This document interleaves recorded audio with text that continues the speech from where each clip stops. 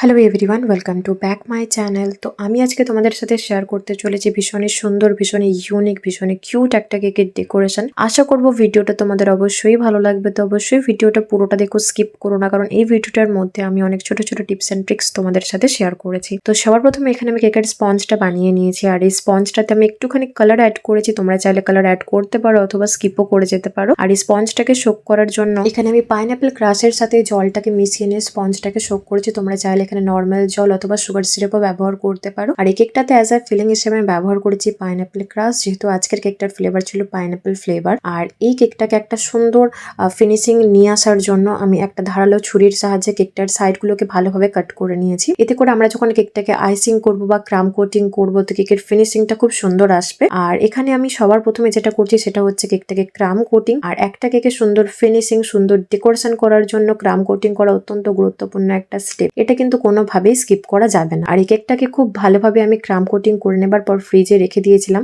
10 থেকে 15 মিনিটের জন্য। তারপর এখানে আমি ফাইনাল আইসিং করেছি।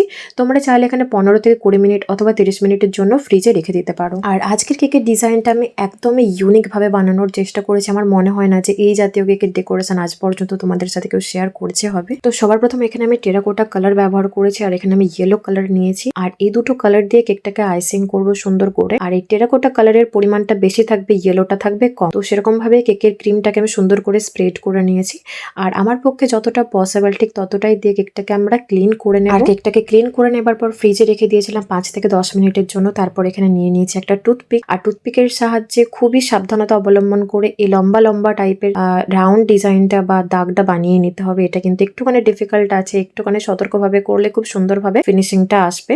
আর এরকম ভাবে বাড়ির দেওয়াল যেরকম টাইপের হয় সেরকম ভাবে বানানোর চেষ্টা করেছি। আর তারপর এখানে হোয়াইট চকলেট দিয়ে গানাজ বানিয়ে নিয়েছিলাম। তার সাথে এখানে আমি গ্রিন কালার ব্যবহার করছি। তোমরা চাইলে এখানে নিউট্রাল জেলও ব্যবহার করতে পারো। আর এই হোয়াইট চকলেট গানাজটা আমি চারদিকে হালকা হালকা ভাবে খুব ভালোভাবে স্প্রেড করে নেব। আজকের কেকটার ফ্লেভার ছিল পাইনঅ্যাপেল, কেকটার ওয়েট ছিল 1 পাউন্ড, কেকটার প্রাইস আমি নিয়েছি 600 টাকা। তোমরা তোমাদের লোকেশন অনুযায়ী টাকাটা কম অথবা বেশিও নিতে পারো। আর তারপর নিয়েছি একটা বড় সাইজের ওপেন স্টার নজেল। তার সাহায্যে আমি চারদিকটা খুব ভালোভাবে এরকম ভাবে ডিজাইন করে নিচ্ছি। আর এখানে একদম হালকা একটা ইয়েলো কালার ব্যবহার করেছি, যাতে কেকটার লুকটা আরো অনেক বেশি সুন্দর লাগে দেখতে। তোমাদের কাছে এখানে যে স্টার নজেলটা আছে সেটাই তোমরা এখানে ব্যবহার করতে পারো। আর তারপর নিয়ে নিয়েছি একটা ছোট্ট পাইপিং ব্যাগ। তার সাহায্যে আমি এখানে ছোট্ট ছোট্ট করে কয়েকটা লম্বা লম্বা কি বলবো দাগ বানিয়ে নিচ্ছি। আর আমি এখানে যে ছোট্ট পাইপিং ব্যাগটা ব্যবহার করেছি বা করছি, তোমরা অনেকেই জিজ্ঞাসা করো যে এই পাইপিং ব্যাগটা আমি কোথা থেকে কিনি।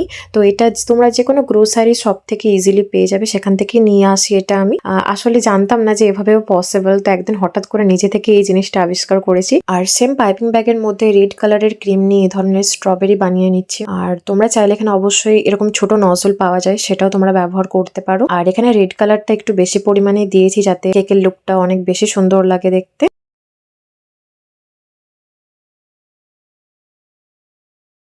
আর সবার শেষে এখানে নিয়ে নিচ্ছি একটা স্টার নজেল আর হোয়াইট কালার ক্রিমের সাহায্যে এরকম ভাবে আমি কয়েকটা ফুল বানিয়ে নিচ্ছি। একদম র্যান্ডমলি করছি, তোমরা চাইলে এখানে হালকা ফুলকা কিছু কালার অ্যাড করলেও করতে পারো।